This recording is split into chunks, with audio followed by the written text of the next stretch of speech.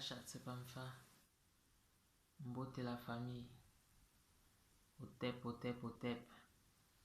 C'est votre frère Bangolou qui vous revient avec un poème du jour. Bon, celui-ci est assez long, donc vous allez devoir excuser les inexactitudes des fois dans la vocalisation du poème. Il est vraiment long, quoi. Il est vraiment long. Donc, je n'ai pas pu. Et puis, je l'ai écrit juste il y a quelques jours, donc je n'ai pas pu le mémoriser. Quand arrive le temps, quand sonne la cloche de la conscience, alors s'éveille le divin qui sommeille en chacun de nous.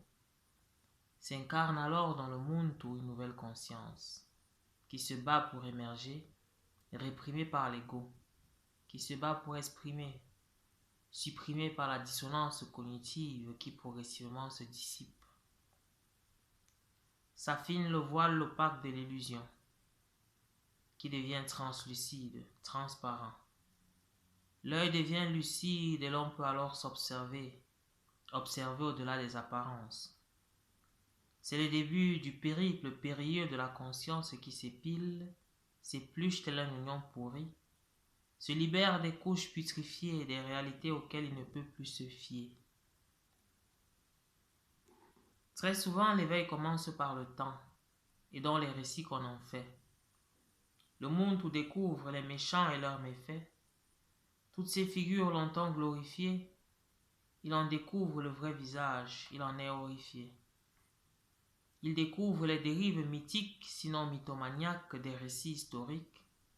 Il découvre l'histoire occultée de l'Afrique. Il en découvre ses résistances héroïques couronnées de gloire. Il en découvre le passé glorieux. Au-delà des foi et de l'esclavage, au-delà de la colonisation et de ses clivages, il découvre l'Afrique de notre âge, celle des pharaons, des grands sages. Plus il en découvre, plus il a la rage, plus il se sent à l'étouffer dans sa cage mentale qui lui a été imposée. Il est en colère, veut en découdre. Faute de ne pouvoir juger lui-même les coupables de cette tragédie, à coups de mémés provocateurs, il se lance dans la contre-propagande. C'est la phase des débats. Il vient de découvrir une autre vérité qui effrite sa vie, façonne une réalité nouvelle à laquelle il doit s'habituer. Il débat, pas pour convaincre les autres, mais pour se convaincre lui-même, pour s'assurer de ne pas avoir été faux allié. Tous ceux qu'il ne voit pas, son monde, sont des aliénés. Du jour au lendemain, le flemmard devient pharaon. Il débat. Plus il débat, plus il prend la main. Plus il en est convaincu, donc change de nom. C'est la phase du baptême. Plus il persiste, plus il résiste dans sa quête, plus il s'instruit en profondeur. Avec la religion, on change de thème.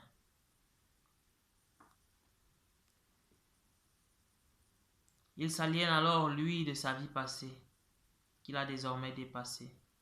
Remonté à tout point sur le train du panafricanisme, débordant d'entrain, mais déprimé. C'est la phase de la solitude. La religion qui avait rythmé sa vie devient vague, finit lessivée, s'écrase sur le rivage de son esprit en manque d'ancrage, en manque de repères stables auxquels s'agripper. Ayant traité tout le monde autour de lui d'aliéné, bien que la terre soit ronde, son horizon s'aplatit, se rétrécit, pour ne laisser que le vide. Il flotte dans l'espace, en bataille mentale contre lui-même. Puisque la nature a horreur du vide, si ses démons le dépassent, c'est la rechute. Il se retrouve happé par un pasteur, un de ses habiles manipulateurs. Mais s'il persévère, accepte le vide, lit, se recueille et s'instruit, alors il se fait de nouveaux amis, Ensemble, on est seul, mais moins triste.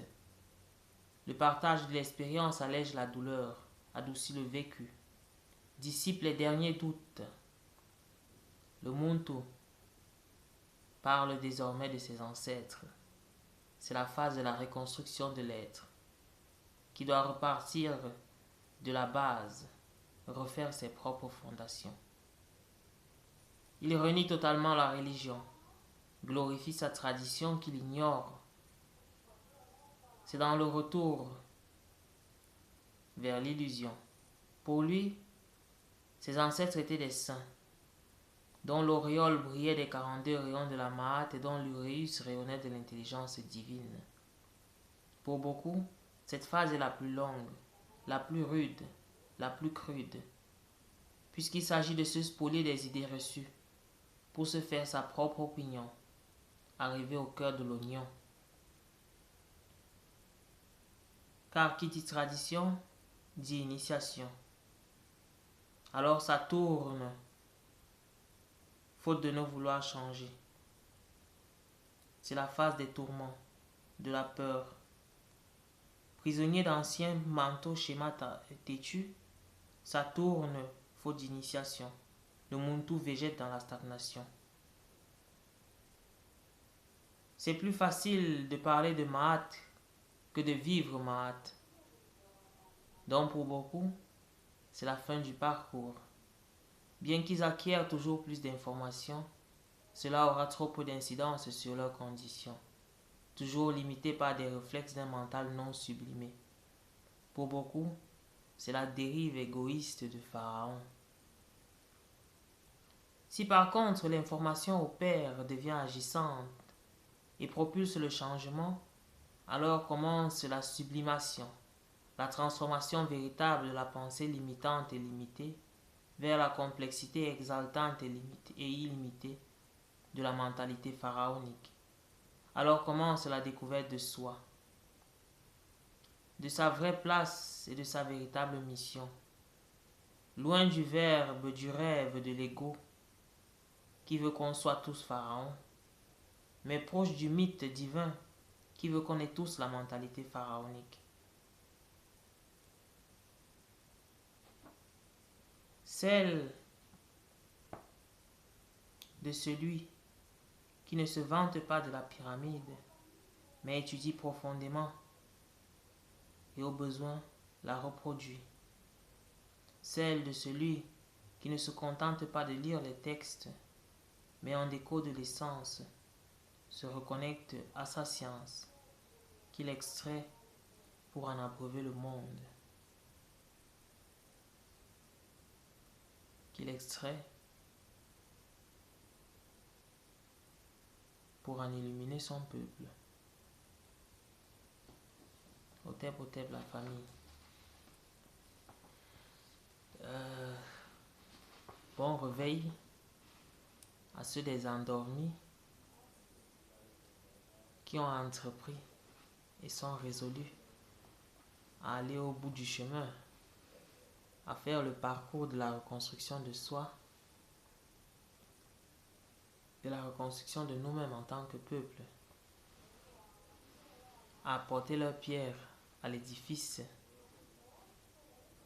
non seulement de la reconstruction de Kama, de la renaissance de Kama, mais de la renaissance de l'humanité. Hotep, Hotep, la famille.